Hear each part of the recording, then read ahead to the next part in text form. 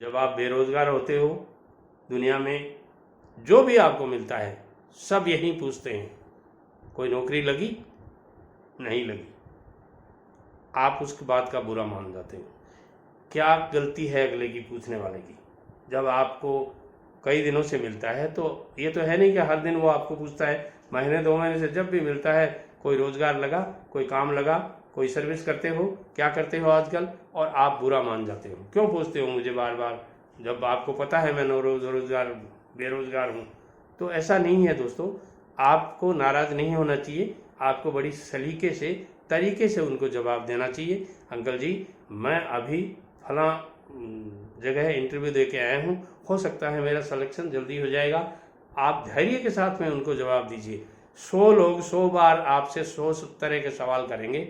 आपको हमेशा लोगों की कही हुई बातों से टूटने की जरूरत नहीं है। आपको उनके साथ बहुत ही सौम्यतापूर्वक व्यवहार करना है।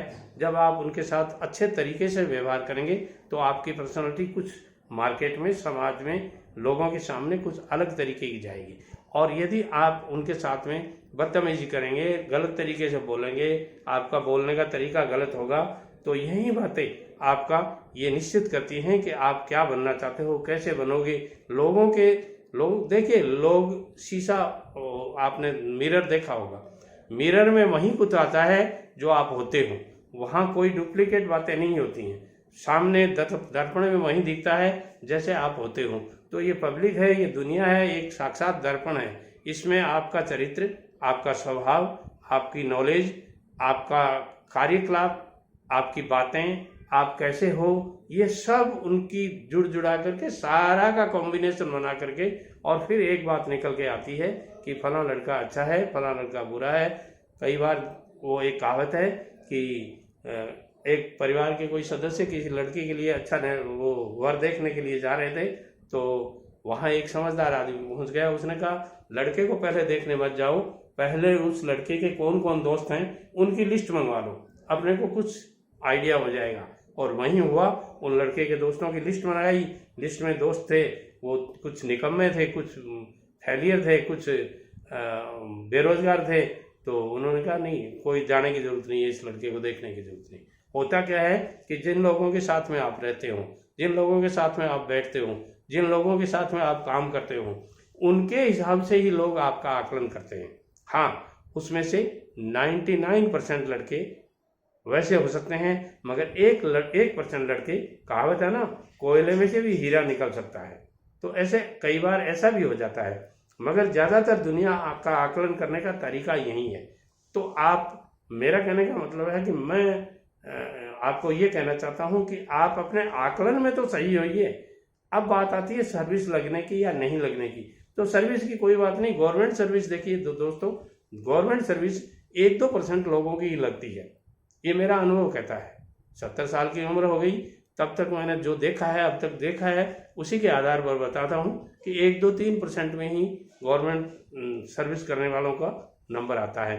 अब बाकी के 97% क्या कैसे काम करते हैं, उनको रोजगार कहाँ से मिलता है, जीवन व्यापन तो वो भी करते हैं। तो आप घबराने की जरूरत नहीं है। गवर्नमेंट सर्विस आपकी नहीं लगी, कोई बात नहीं, हर एक की नहीं लगती है, क्योंकि सरकार के पास जितनी ज़रूरत होती है उतनों लोगों को लिया जाता है। आप चाहे कितने ही ब्रिलियंट हो, नंबर जिसका आ गया वो गवर्नमेंट सर्विस में लग जाएगा, और जिसका नहीं आया वो नहीं लग पाएगा। तो अब आपको हताश, निराश, उदास होने की, मायूस होने की कोई ज़रूरत नहीं है। एक कोने में बैठ गए, रोना धोना शुरू कर दिया, मैं क्या करूँ, मैंने तो बहुत तैयारी की थी। अरे भाई, तैयारी तो एक किसान बहुत करता है, मगर बारिश समय पर नहीं होती है तो सारी फसल चौपट हो जाती है। बारिश समय पर हो गई, किसान ने अनाज बोया, सारा उग गया, और अनाज 2 महीने के आसपास पकने को तैयार है, और आंधी और बारिश आ जाती है। क्या वो किसान परेशान हो जाता है? नहीं होता दोस्तों।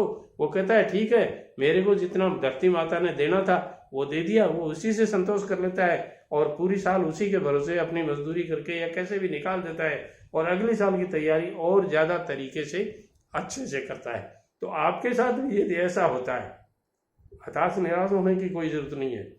क्या केवल गवर्नमेंट की नौकरी करने वाले ही तरक्की करते हैं? ऐसा नहीं है। प्राइवेट सेक्टर में बहुत उम्मीदें हैं, बहुत कुछ है। आप प्राइवेट सेक्टर में जाके अच्छा पैसा कमा सकते हैं। जिन लोगों ने, मेरा अनुभव कहता है कि 10वीं 12वीं पास लोगों ने प्राइवेट सेक्टर में जाकर के बहुत अच्छे परचम फहराए हैं, बहुत बड़े बड़े बिजनेस किए हैं। आप कई घरानों के जो वो क्या कहना चाहिए, उनके जो फाउंडर हैं उनको देखिए, वो ज़्यादा पढ़े लिखे नहीं थे मगर उनके लाइन हाथ आ गई। एक तरीके से काम करना उन्होंने सीख लिया और उसी तरीके से थोड़ा थोड़ा पैसा लगा करके धीरे धीरे उसमें अपने बिजनेस को बड़ा किया और धीरे धीरे उनको टीम बढ़िया बना ली।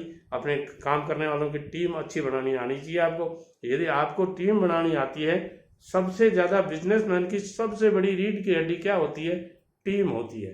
टीम जिसके पास में है उसके पास में उसका बिजनेस बहुत अच्छा चलता है, और जिसके पास टीम ही निकम्मी है तो फिर कितना ही आप कमा लो, कितना ही बिजनेस को ग्रो कर लो, वो टीम जब निकम्मी है तो काम नहीं करेगी और धीरे धीरे आपकी कंपनी फेल हो जाएगी। होता क्या है? यही होता है ज़्यादातर जो जैसे अपने यहाँ कहावत है या यूँ कह सकते हैं कि 90% लोग ही बिजनेस में सफल होते हैं, असफल होते हैं 10% लोग ही सफल होते हैं। कारण क्या है इसका? कारण यही है, उनके पास कभी टीम खराब आ जाती है, कभी उनके पास में जैसे कोरोना का टाइम आ गया, ऐसे सर्कमस्टांसेस आ जाती हैं। वही किसान वाली हालत है, कभी बारिश आ गई, कभी आंधी आ गई, कभी ओले गिर गए, कभी टाइम पे बारिश नहीं आई और कभी बारिश आई तो ज़्यादा आ गई। तो ऐसी परिस्थितियां हर बिजनेस में, हर धंधे में, हर सेक्टर में आती हैं। आपके साथ भी यदि ये परेशानी आती हैं तो घबराने की कोई ज़रूरत नहीं है।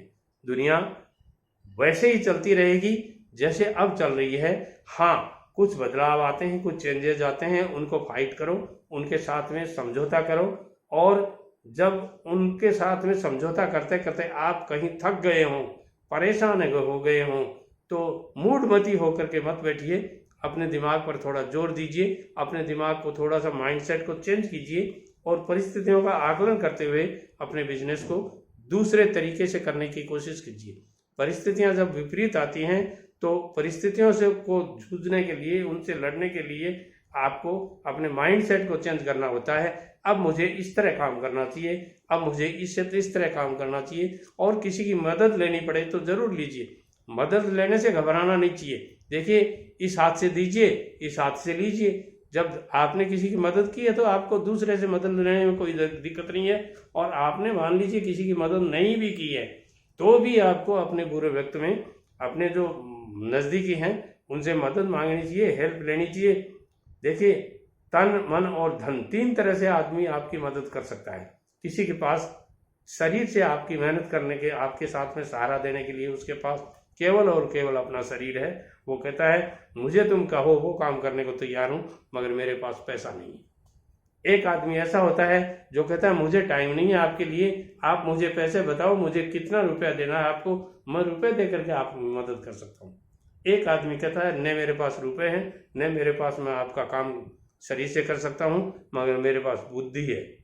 तुम कहोगे वो काम तुम्हें नहीं आता है, तुम्हें कुछ सीखना है, कुछ सिखाना है, कुछ बताना है, मेरी एडवाइस है, वो एडवाइस लेकर के आप काम कर दीजिए। कई तरीके हैं अपने बिजनेस में सक्सेस होने के। यदि आपके तन में, मन में ये विचार आता हो कि how to success in our life, तो मेरी channel Ehsan Sharma motivational speaker YouTube पे जाइए, सर्च कीजिए, सब्सक्राइब कीजिए और नित नए वीडियोस देखिए। जहां आपको मेरे मोटिवेशन की ज़रूरत हो लीजिए काम में। नमस्कार।